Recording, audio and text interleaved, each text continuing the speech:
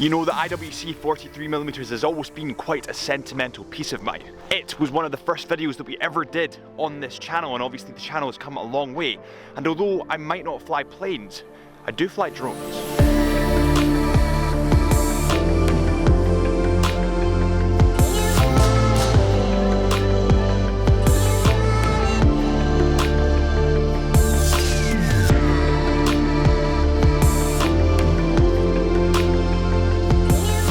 Welcome back to the Chisholm Hunter watch vlog. My name is Harrison as always, and today we're talking about the Big Pilot 43mm, which of course, as I've mentioned before, is quite a sentimental video to us. I mean, we've come a long way since the Big Pilot, since that first awkward video we did. Well, let's begin with the specs. We have played around with my drone enough, so let's talk about the Big Pilot specs, the Big Pilot 43's specs, and everything you need to know. So obviously it comes in 43mm instead of the 46, which is like the big brother. I love this change, and I fully embrace this change, and the reason I do is because I have 6.5-inch wrists, and they're just too small, they're just too slim for that big bulky watch. So the one that is on my wrist at the moment sits a lot nicer and more comfortably on the wrist. The height of this watch comes in at 13.6mm, which is actually a lot slimmer than I expected from the Big Pilot. Comparing it to my Amiga, it's actually slimmer. And of course I've got the NATO strap on my Amiga at the moment, so it wears a lot closer to the wrist than my Amiga, and I fully embrace this as well. And the reason that I embrace it is because of my lifestyle outdoors like today. I tend to bash my watch off of things, but when they sit that little bit closer to the wrist, you're less likely to do that. This model is water resistant to 100 meters, which is pretty impressive for a pilot's watch. I mean, they're not really meant to be water resistant. It also has sapphire crystal glass with anti-reflective coating that gives a beautiful sheen to it. It has a really nice blue kind of sheen. I've talked about this in previous videos, but IWC's sheen on the glass seems to stand out to me so much more than other watch brands, and I don't know what it is. If you know what it is, let me know in the comments, but I'm not actually too sure what it is. Right, we are just going to make our way back to the car at the moment and go and sit beside this beautiful river in Gleneath. We're going to go find another spot, but before we do, let's talk about the crown. So it has the iconic onion crown that we've grown to love from IWC over the years. In my eyes though, it's just that little bit too big. It's just that little bit too bulky. I'm not saying it's a bad thing, it's just my style. I tend to go for more slender watches, and this onion crown's that little bit too big. I understand the history, I like the design of it actually, but it just doesn't sit as well in my slimmer wrists. It's not a bad thing, it's just my preference. We've just walked down to another spot by the, oh my, nearly tripped. We've just walked down to another spot by the river, and this seems like a nice place to talk some watches. It is stunning. The case of this IWC model comes in stainless steel, and for those of you that know me and watch the channel, you know that stainless steel is probably my favourite metal type. And the reason that it's my favourite metal type is it's a little bit brighter than titanium and a little bit more durable than gold. I'm not a particularly flashy guy. I kind of go for the underdogs in the watch industry, the strange watches that not many people will notice. And because of this, I don't go with that gold metal, so I do prefer steel. It shines a little bit brighter than that titanium that I've talked about before, and is a little bit more heavy to actually wear, so you feel like you've got something quality on your wrist. This watch, being a pilot's watch, doesn't really have a bezel. It's predominantly face actually, and the face looks quite clean and big and easy to read because of this. It's only 1mm bigger than my Amiga Seamaster 300 meters, but the face has so much more dial real estate that it's so much clearer to read. Even though my Amiga is clean to read, this is that much clearer, partly because of the dark face and the big numerals, but also because of that extra dial real estate. Something that I forgot to mention and that actually sticks in with that pilot's theme is that the sapphire crystal glass is actually protected against displacement from a drop in cabin pressure. So if you're dropping rapidly, if you've got tons of G-force, the likelihood is your sapphire crystal might actually pop out. But IWC have protected against this because they're specifically for pilots, which is quite a nice detail. You know, there are certain things that I love about my job. I love talking to you guys. I love talking about watches. I love filming. I love photography. I love editing. There's so much about my job that I love, but one of the highlights is coming places like this. I mean, it's absolutely gorgeous. Before we dive onto the dial on this model, let's talk a little bit about the strap or the bracelet. You do get the option of both. My personal preference here would actually be the bracelet. As a pilot's watch, I think it's that little bit more dressy, and I wouldn't exactly wear it out and about. I know it is durable and it is steel, but I wouldn't exactly wear it to places like this. I would keep it for more classy occasions. I'd maybe wear it to dinner, to work, to a graduation, to special occasions.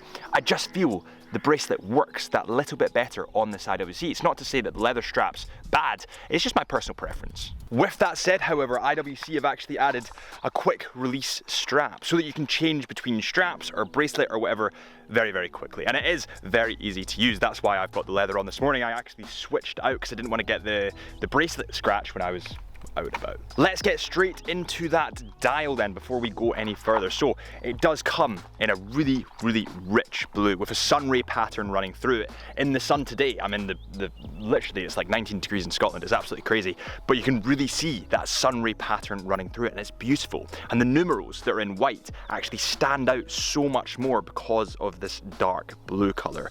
And it's a beautiful combination. I mean, when you go for the brown leather strap, which is actually a good one as well, and then you have that blue color, it's almost like a vintage pilot's feel. It just is the pilot watch. I mean, when you think of pilots, when you think of Top Gun in particular, you think of IWC. The numerals are big and large and easy to read, and the only numeral that's not on there is the 12 o'clock numeral. I'm walking around like a madman, by the way. It's funny, when you talk to a camera, it's almost like you're talking to a person, but you feel like you need to be doing something. You feel like you need to be walking. It's such a weird one. But yeah, there's the 12 o'clock mark is actually missing, and it's pretty iconic to IWC actually. It's actually the triangle with the 2 dots just above it. It's a really nice look. The whole watch is clean. It's symmetrical. It's a piece of me actually. As a photographer and videographer, you do look for lines and things. You do look for the symmetry there. That's why I like 6 o'clock date windows so much. The IWC logo is positioned comfortably below the 12 o'clock mark, or that 12 o'clock triangle, and then you have the word automatic just below or above the 6 o'clock mark. There is no doubt in my mind that IWC as a brand are investing hugely into their marketing and into their products. You can see this in the Ceratanium Big Pilot chronograph that they brought out. Ceratanium is actually unique to IWC. It's patented by IWC, and it's a mix of ceramic and titanium, and it builds this really durable, kind of a matte black substance. I'm a huge fan of this. I'm actually a huge fan of the way that IWC are going in general. Some of the watches that they've been producing are really sexy models. This model in particular, the Big Pilot that I've got on, I probably wouldn't go for it, but there is a reason behind it. It's not that I don't like the watch, it's that I do like the chronograph version of the Top Gun edition, the full Ceratanium one actually. And when I had that on my wrist at Watches and Wonders, it just sat that little bit too comfortably. We'll see what happens with that one. Before we move on to that beautiful movement, it's important to say that Chisholm Hunter are actually authorized retailers for IWC. I will link the link to our website in the description below. So if you want to shop any IWC models in particular, make sure you click that link below right now. Whoa, look at this guy. Isn't he beautiful? We've just arrived at the final stop in Gleneative to talk about the IWC's movement. Fun fact for you is that Gleneative is actually where they shot that iconic Skyfall scene in James Bond, where they're overlooking the sort of meadows when they're going to Skyfall. Really good scene, really good movie, highly suggest it. But let's talk a little bit about that movement. Firstly though, let's find a nice rock to sit on. We've found a nice rock, kind of. It's jagging into my bum just a little bit, but we'll live with it. So when you think of IWC, you probably think of Top Gun watches, you probably think of Big Pilot watches. But what people don't normally associate IWC with is really beautiful movements. And let's put a stop to that, because IWC produced some of the most incredible movements I've ever seen. The movement in this model is the IWC Caliber 82100. It's an in-house manufactured movement, it's automatic, and it has 60 hours of power. It beats at a frequency of 28,800 VPH. It has 162 components, 22 jewels, and it is all visible through the open case back. And that's right there is the IWC 43 Big Pilots. But let's talk about the history and my thoughts in Glencoe, which is just up the road from Gleneative. And it's actually where I spent a lot of time as a kid. When I was 17, 18, I used to come up here and do photography and videography. So it's It's nice to get back out.